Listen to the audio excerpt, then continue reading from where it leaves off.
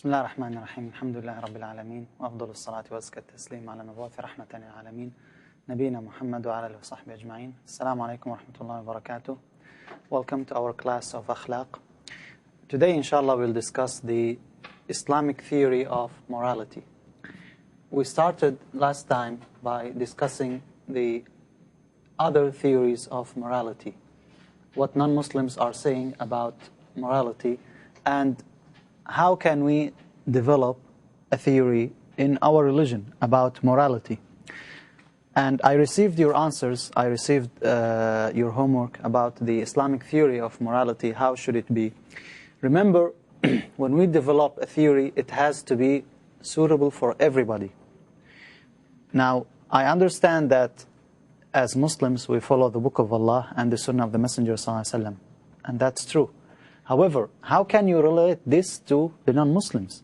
When you tell them, we believe in the Book of Allah, that's how we should accept anything moral has to be in the Book of Allah and in the Sunnah of the Messenger ﷺ. They will not understand that.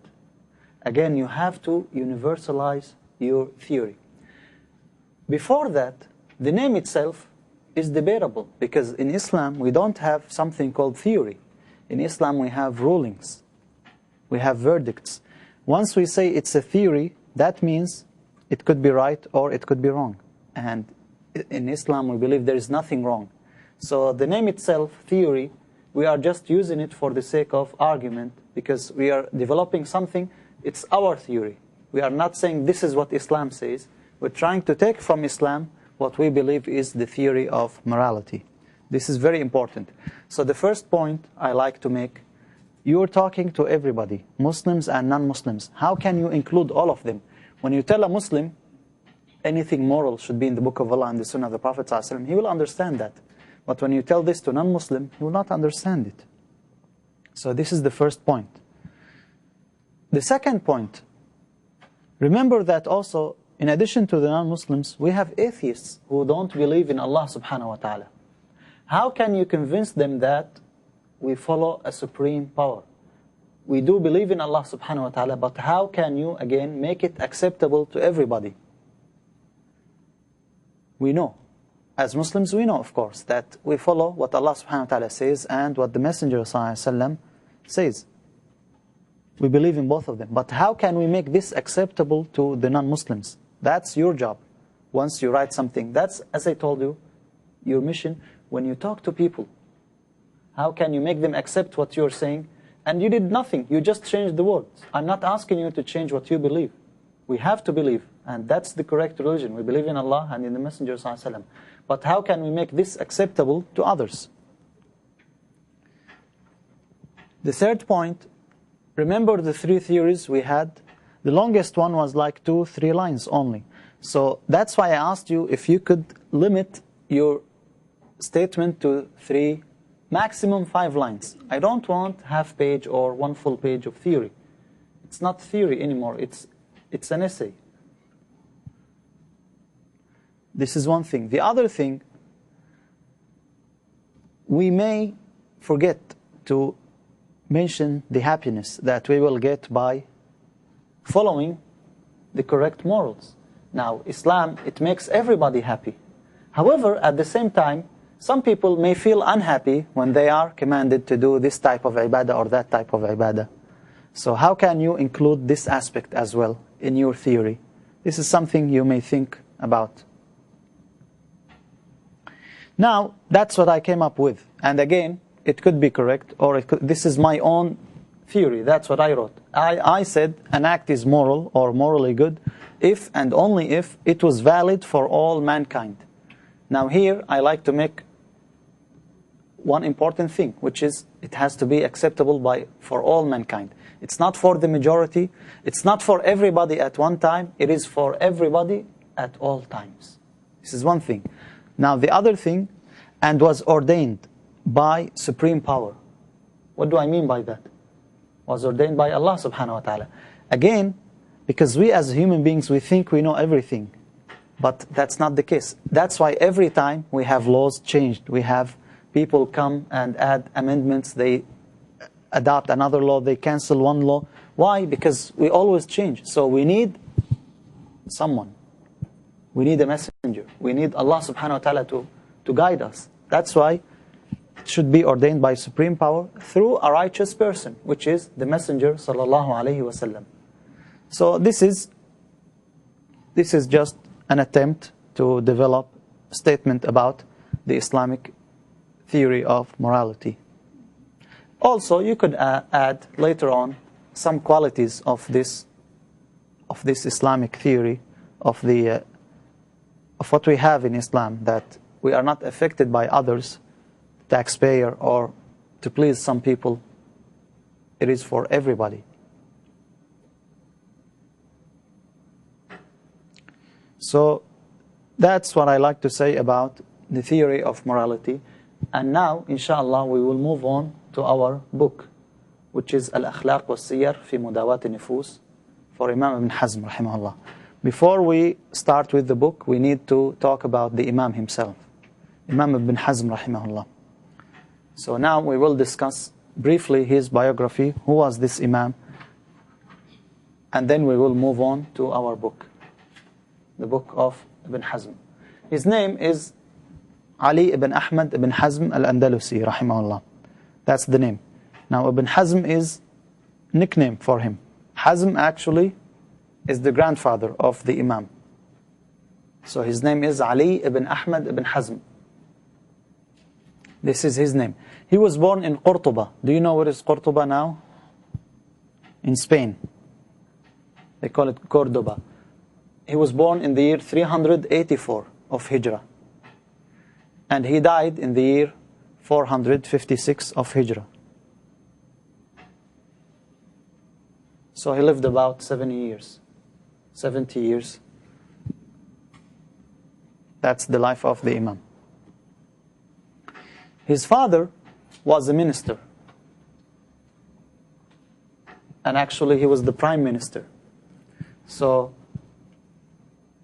if your father is the prime minister, you will live in a rich family, you will have luxury life, and most likely you will be spoiled, so you will not care or you will not try to learn. And that was the case with Ibn Hazm rahimahullah at the beginning, because he himself became a minister later on. His father was the prime minister, so Ibn Hazm rahimahullah himself also became a minister. And therefore he was busy with his worldly life. He did not study fiqh or the religion until he was old. What do we mean by he was old? He was like 30 years old. At their time, 30 years old is very old to start the knowledge, because if you remember, they started teaching the students while they are 7 years old or 5 years old. That's why you see in their biography, he memorized the Quran when he was 7 years old. Imam Shafi rahimahullah, he memorized Al-Muwatta in 9 nights when he was 10 years old. So that's when you start knowledge. They tell you after 20 or after 15, it's too late. But that does not mean it's impossible, because we have an example. Imam Hazm rahimahullah, he started late and he became a famous scholar. So he started in an old age. What's the reason why he moved from being a minister, from being a man of politics to become a scholar? He entered the masjid once after Asr prayer, and he sat down in the masjid. So the man asked him, he told him, why don't you pray 2 rak'ah? You sat down before you prayed. Didn't you know that the Prophet ﷺ said, إِذَا دَخَلَ أَحَدُكُمْ الْمَسْجِدِ فَلَا يَجْلِسْ حَتَّى يَرْكَعَ رَكَعَتَيْنِ? You should pray 2 rak'ah. So he said, okay. He stood up and he prayed 2 rak'ah. Next time, he came also after Asr, and he wanted to pray, because that's what the other man told him the other day.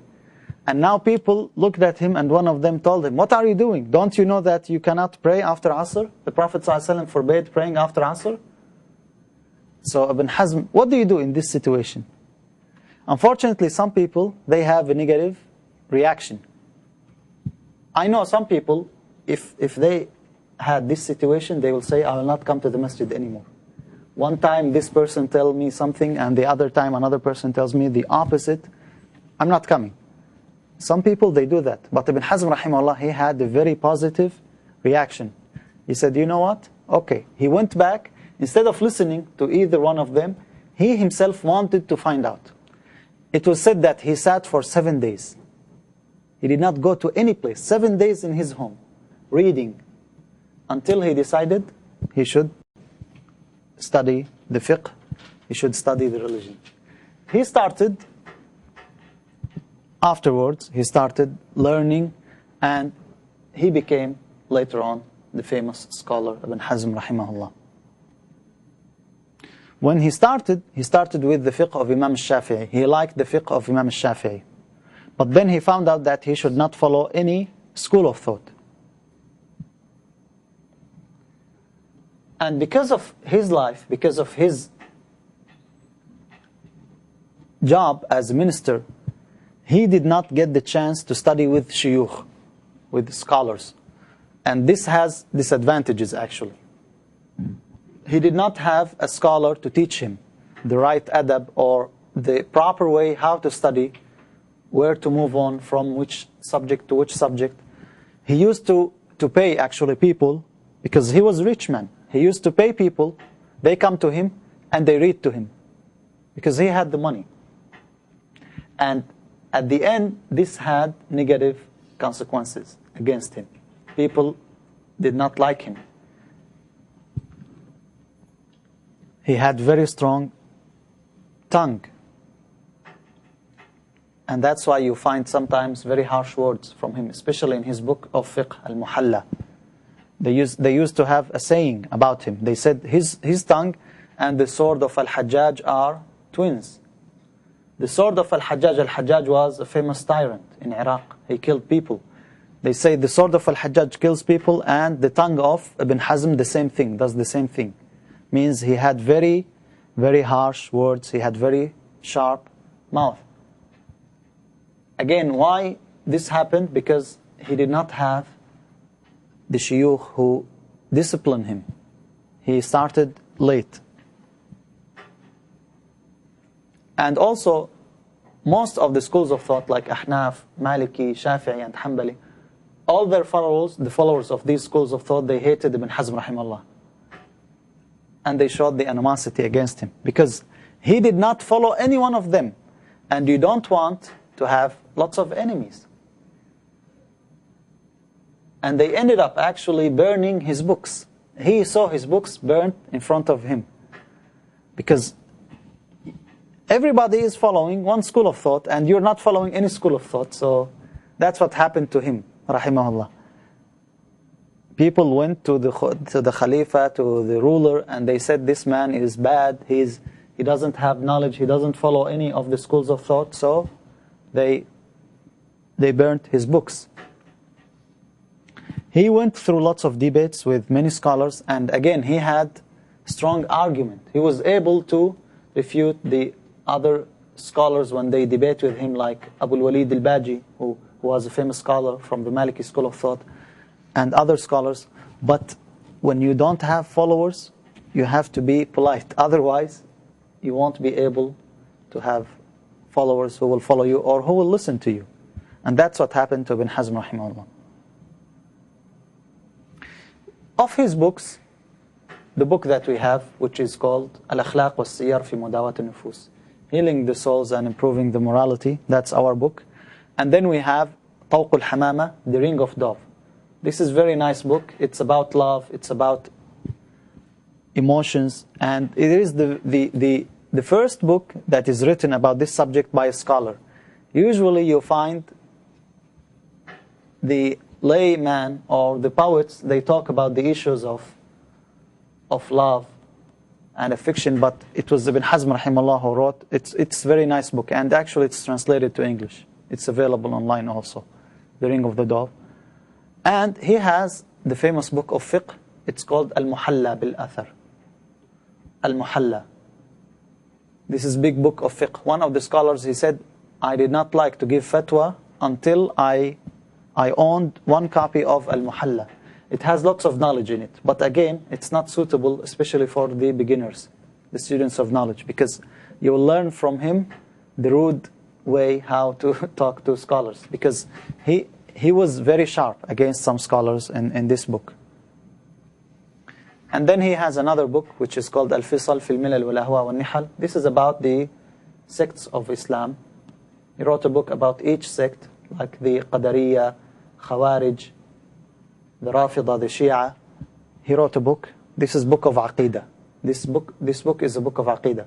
So he was a scholar, but at his time, they disliked him. They did not like him. But later on, of course, if you have the true knowledge, it will prevail. Sooner or later, it will prevail. And that's what happened. That's why until now, we read his books. So this is the irony. He wrote a book about akhlaq, yet he himself, people complained about his akhlaq. But the book itself, again, we don't care about the personality, about the person, the character. We care about what he wrote. He wrote, personally, I believe it's the best book written about akhlaq. After the book of Allah, the Sahih al-Bukhari, this book comes next. I never saw a book gives you practical methods how to improve your akhlaq like this book, the book that we will study. And that's the purpose why we will study the book, because it's not only words, it's not only a hadith, but he tells you, this is what you should do. That's how you improve yourself. And we want from the students to practice these things, to implement them in their life. Otherwise, most of the people, they know the hadith of the Prophet ﷺ. They know that you have to be good, you have to be nice. But how to implement that? That's what he provided, rahimahullah. So now we are moving to our book, Al-Akhlaq was-Siyar fi Mudawat al-Nufus. And actually, we will start from the end, because the last chapter of the book was about attending and participating in gatherings of learning. Since we are starting as students of knowledge, we need to know the proper method, how we participate, how we attend, how to ask questions, how to listen. So that's what we will start with, inshaAllah. Participating in gatherings for learning, or we say hudur majalis al-ilm. And this happens to all of us, whether in the masjid, in the school, even in your house, even when you are listening to an audio tape in your car. It happens always. So how do you have the right manner when you participate or you attend the gathering for learning? That's what he says, rahimahullah. If you participate in gathering for learning, your participation should be solely for the sake of gaining more knowledge and reward. Always ask yourself why you are attending in this gathering, why you will participate. Is it because of you want to learn, or you want to gain reward from Allah subhanahu wa ta'ala, or something else? It has to be for these two intentions. Only two intentions you should have. Gaining more knowledge. If you felt that you will not gain more knowledge, you have to remember that you will get the reward from Allah subhanahu wa ta'ala. We all know the hadith of the Messenger sallallahu alayhi wa sallam, that there are angels, they search for the gatherings of learning, the gatherings of knowledge, halaqat al-dhikr, the remembrance of Allah subhanahu wa ta'ala, the people who are remembering Allah subhanahu wa ta'ala, to write their names to be rewarded. So even if you know, have this intention that I will get reward from Allah subhanahu wa ta'ala. So you start, before you come to the class, you start with your intention. What's your intention? Ask yourself why you're coming. It has to be one of these two things, or both of them. Gaining more knowledge and getting the reward from Allah subhanahu wa ta'ala. You should not participate in such gatherings believing that the knowledge you have is sufficient. Now some people, they come and their intention, before they come, I know everything. That's not a correct intention. Actually, even if you know, subhanallah, if you have a correct intention, even if you know, once you come, you will find something new. Even this very class, if you attended it, next time you will find that you learned something new. Even if you hear the hadith, don't say, oh yeah, I know this hadith. Listen, because you will learn something new. So your intention should not be that the knowledge you have is sufficient. Looking for errors. Now this is another evil intention. Now some people, unfortunately, that's what they care about. They come and they listen, they wait. When he will make the mistake. Believe me, if you have this intention, you will get it. Because that's what you want from Allah subhanahu wa ta'ala. Allah says, أَنَا عِنْدَ ظَنِّ عَبْدِي بِي, I am as my servant thinks of me. So that's what you thought of Allah subhanahu wa ta'ala. You are waiting for an error from that person, you will get it. But what it will help you? So this is another evil intention. Do not wait for errors to speak about, or strange opinions to criticize. These are evil intentions. So again, we have good intentions and we have evil intentions. Now, you may ask yourself, why we have lots of classes, but we have few students of knowledge? We have few scholars. Again, don't we have enough students? No, we have. But unfortunately, many of them, they don't have the correct intention. They wait for the errors to speak about. They wait for the strange opinions. They think it is strange, so they want to criticize. Or they just come, they say, we have the knowledge, we are just coming for nothing. These are evil intentions. Your intention should be to gain more knowledge and to be rewarded from Allah subhanahu wa ta'ala. This is the behavior of the base. If your intention is an evil intention, then this is the behavior of the base, the low people, that they don't have standards, who will never succeed in obtaining knowledge. Which is true. Tell me about one man who attended the gatherings for learning, and all what he cared about is criticizing or waiting for errors. How you will gain the knowledge if that's your intention?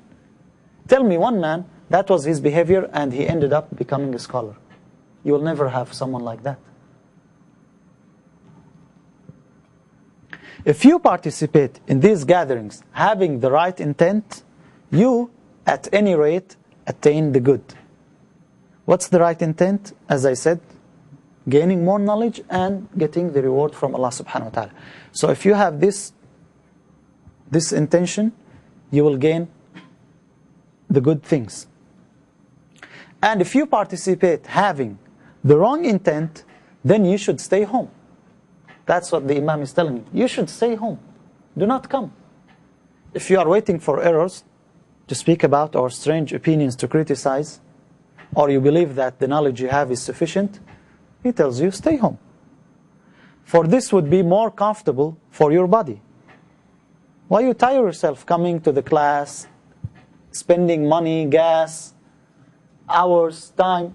Why? Stay at home. Save yourself. Save your money. Save your time.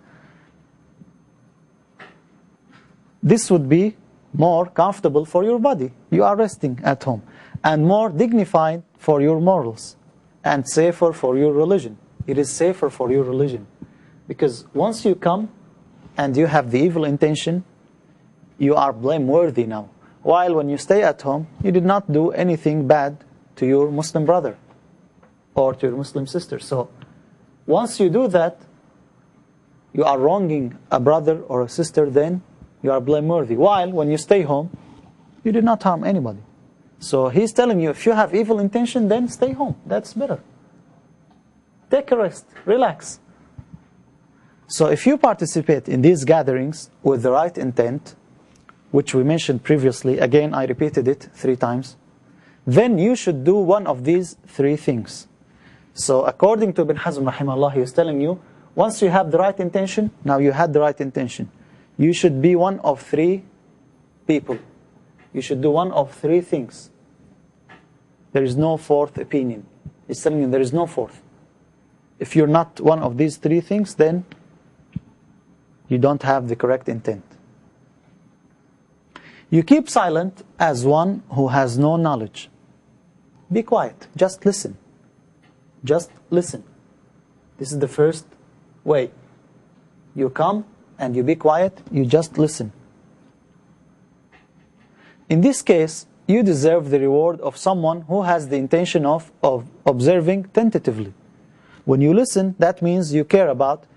Even if someone taught, you will try to tell him, listen, because you care, you want to listen and you want to benefit yourself.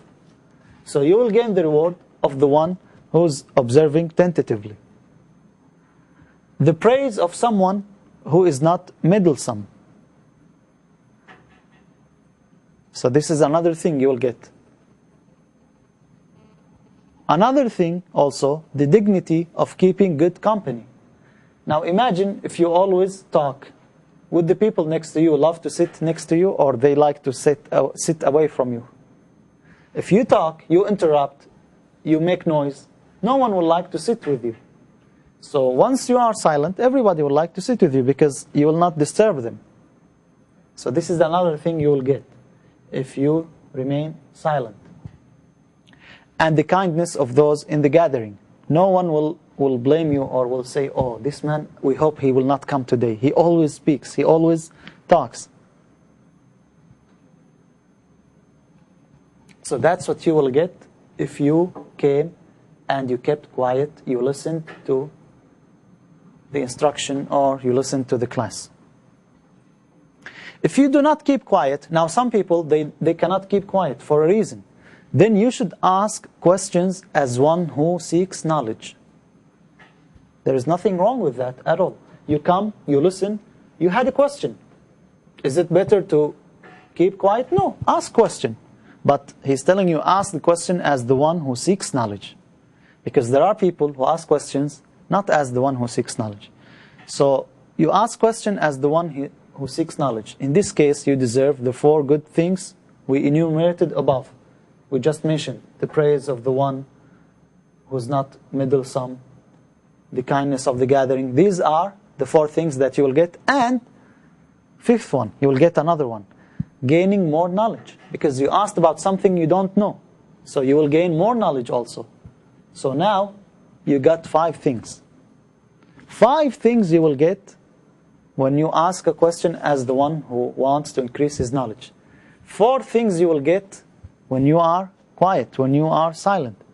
Now if you ask some people what you will get from the gathering if you did not speak, they may tell you the reward from Allah subhanahu wa ta'ala. But the Imam, he mentioned 4 things. He mentioned 4 things. And now if you ask question, you will get 5th one, which is gaining more knowledge. Now, this is an important thing. He tells you the nature of the inquiry of a true learner is to ask about what you do not know, not about what you know. That's the nature of the one who seeks knowledge. You ask about something you know, you want to know, not something that you already know. For to inquire into what you know is foolishness. If you ask about something you already know, that's foolishness. Dim-wittedness and wasting of your speech and time with matters that have no utility for you or for others. Now, if you already know, why you are wasting your time and the time of the instructor? Why you ask? If you already know, do not ask. The nature of the true learner, when you ask about something you don't know, it might even lead to enmity. When you ask about something you know, imagine you asked me about something and later on I found out that you already know what you asked me. Would you think that I will appreciate it or I will hate this question? I will hate it. And if it happened always, then it will lead to animosity. And you don't want that. You only ask about what you do not know. If the person you asked gives you a sufficient answer, then stop talking. You asked a question, you were given the answer, stop talking. That's it. You talked for a reason, you wanted the answer, you got it. That's it. Stop talking. But if the answer is not sufficient or it eludes your comprehension, you did not get it or you felt that you need more, in that case, he tells you, then say to him that you do not understand or ask further. Now, yesterday I asked you, did you understand? And some of you said, no, there's nothing wrong with that. So I have to explain more. Don't say, yes, I understand, while you did not. If you did that, then from the beginning, you should not ask. You asked a question. You did not get a sufficient answer. Ask one more time. Ask for clarification. If he keeps quiet, now sometimes you ask a question and this question was ignored. Not because it was not heard, but there is another reason. Or repeats to you his original answer. Now sometimes you ask a question and you're given the answer. You repeat the same question, I did not understand. And you got the same answer. If you got that, there is no addition to what you heard already, then stop your inquiry. Why? Because if you ask twice and you got the same answer, even if you will ask 100 times more, you will get the same answer. So stop asking. That means you will not be able to get more than that. Maybe the instructor does not have more information than the information he already gave you. Or maybe there is a problem that you could solve later on. Remember, you are always accompanied with others. You have other people. Some people are so selfish that they want to ask about everything. Now imagine if you ask always 5 questions. This is my right, I want to understand, which is true. But what if everybody asked 5 questions? Why you only has this right? Sometimes some people, they want to waste like 5-10 minutes. If it's a 50-minute session and you have 10 students and one of them wasted 10 minutes, then what's left for the entire session? Remember always to think about everybody. So if you ask a question, you got the answer, this answer was not sufficient, you asked again, which is your right, but you got the same answer, then do not ask. You could ask later on, because you will waste the time of the entire class. Maybe the teacher himself does not have more information to give you. Maybe there is something in the question itself that it's not suitable to be answered. At the time of the Messenger ﷺ, many times he was asked. Some people, they interrupted him. Mata as-sa'a? He was asked this question while he was giving a lecture. The Prophet ﷺ did not answer, and he kept talking. Then the man asked again. Another time when the Prophet ﷺ told the people, Hajj became mandatory, it is obligatory. Al-Aqra' bin Habis, he asked, is it every year? The Prophet ﷺ did not answer. Al-Aqra', he repeated again, is it every year? Now the Prophet ﷺ heard you, stop talking. He asked third time, is it every year? Then the Prophet ﷺ told him, because it seems this man is not stopping. He is repeating and repeating and repeating. The Prophet ﷺ wanted to stop him. He said, no, it's not every year. Had I said every year, it would have become obligatory. Once it is obligatory, you will not be able to afford it. You will not be able to do it. That means this question was a wrong question. So from the beginning, if your question was heard, no answer, maybe you need to ask another time. But if you ask another time, you do not get an answer, stop. Stop.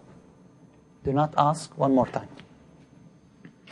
Otherwise, you would gain his enmity and obtain no better answer. Now again, you asked twice. You did not get what you are looking for. Or that's what you think, you did not get enough. So no matter you repeat it 3 times, 100 times, you will not get more knowledge. That's what I have. That's what I already gave you. So do not ask. If I know that someone is asking, and that's all what I have, he kept asking, and that's all what I have, I will not like him. So again, it will lead to enmity. So it is important. It is important. This manner is very important for the student of knowledge. Now let's say you did not keep quiet, you did not want to ask question. Then there is a third option. The third option is that you rebut as a man of knowledge. Now you came and you listened to a subject that you know very well. You know very well. The nature of such rebuttal is to oppose his answer by a clear, contrary argument. You know this subject very well, and you notice that he made a mistake. So now, you speak as a person of knowledge. You want to correct this thing. And even this, it has a proper method to be done. It's not appropriate, someone is talking to everybody, and you tell him in front of everybody, you're wrong. There is a proper method. But if you wanted to rebut, then again, there is a proper method, like the one who has the knowledge.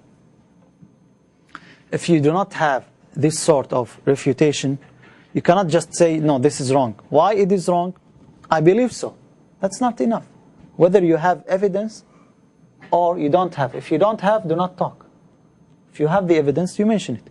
If you don't have this sort of refutation, or you have nothing to add, but repeating what you say, or your opponent does not see your point, then you should stop. Maybe you said something, I did not get it. Then you said it again, I still did not get it. Then stop. There is a gap in communication. You are telling something that I'm not following. So stop. Because again, your purpose is what? Your intention is not to show off, not to tell people, oh, I have this knowledge. Your intention is to correct the mistake. So it should not be against the person himself. Once we want to correct something, we correct that mistake. We don't correct the person himself. I have nothing wrong against you as a person. But what you said seems to be wrong, and I want it to be corrected. Otherwise, your repetitions would bring you no reward. Because now your intention is not anymore to correct the knowledge, the mistakes, but your intention is to show off. You repeated once, twice, and the point was not understood. So stop. Otherwise, your repetitions would bring you no reward, no learning, and no knowledge. Now, instead of having a healthy environment where there is learning going on, we have a debate. He's saying this and the other one is insisting no, and everybody is trying to enforce his opinion. There will be no knowledge, but frustration for you and your opponent, and enmity that might lead to harm. Alhamdulillah, so far we don't have fights, but sometimes, even in the masjid, unfortunately, and I saw this, I don't know if you saw this or not, sometimes people raise their voices inside the masjid, and it starts off very small. But what happens? They don't have the correct method of talking, communicating with each other. So it is important to have the proper manner when we participate in the gatherings of learning. And again, this could happen on a daily basis. This could happen to me, to you, to everybody. So we should know what to do. I will stop here, inshallah.